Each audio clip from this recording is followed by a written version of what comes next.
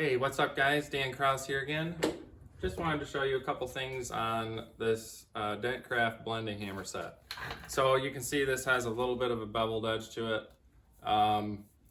It doesn't, it works pretty good for knockdown hammer, but as far as a blending hammer, it doesn't work the greatest because of it's too far beveled in my opinion, and also I would rather it be a polished end. You can see it's just got a machined end on it.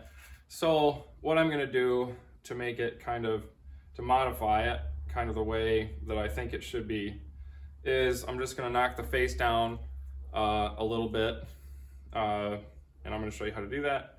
And then I'm just gonna polish it with just basic aluminum polishing stuff. So anyways, hope this is helpful to you. If you have dentcraft hammers and you're just not really getting the results you want, probably already thought of this to polish this, but I hadn't seen any other videos on it. And maybe it's completely pointless.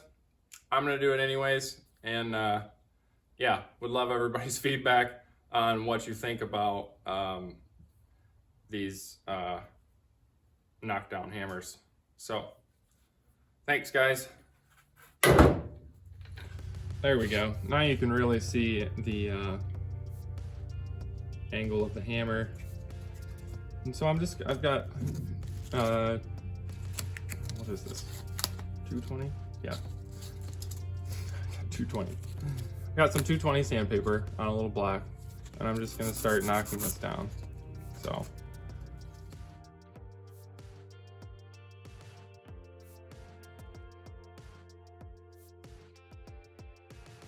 So here I just switched to 500 grit wet, and then I sand all the scratches out, and then I switched to a 2000 grit wet. Okay, so the next thing I'm going to do here is use some 3000. And you could start polishing at this point with it in 2000, but I found that doing 3000 over aluminum pretty much does most of the polishing for you. So going back through and polishing it after that's really easy. So you can do that by hand. As you can see, that gave it already a really nice finish, and I only spent a couple, like 2 minutes on it. So 3000, obviously don't use this on a car after you've got a bunch of aluminum in it. Since I have a DA, I'm just going to switch over to a DA. So if you have a DA and you can put this on, makes it go way quicker, and you really won't have to polish it much.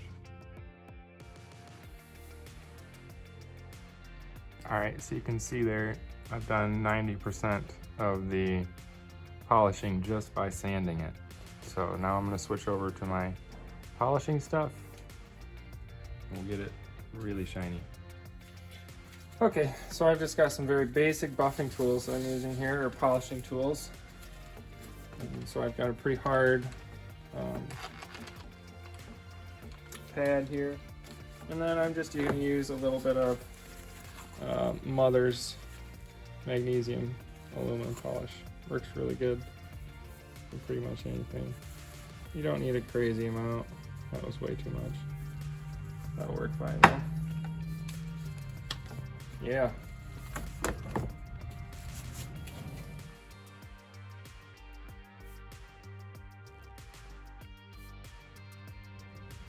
Okay, so now that I have the initial cut out of it, I'm going to go with a super hard pad and get all of these super fine scratches out.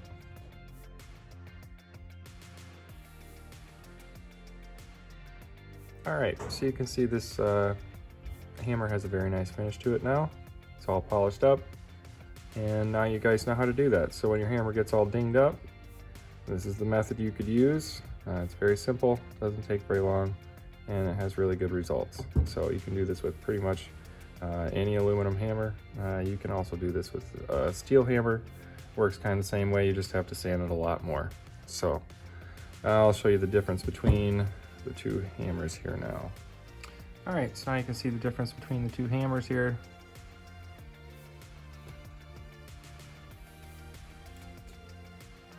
excited to try this out. I'm basically going to be using this for a sort of a crown hammer.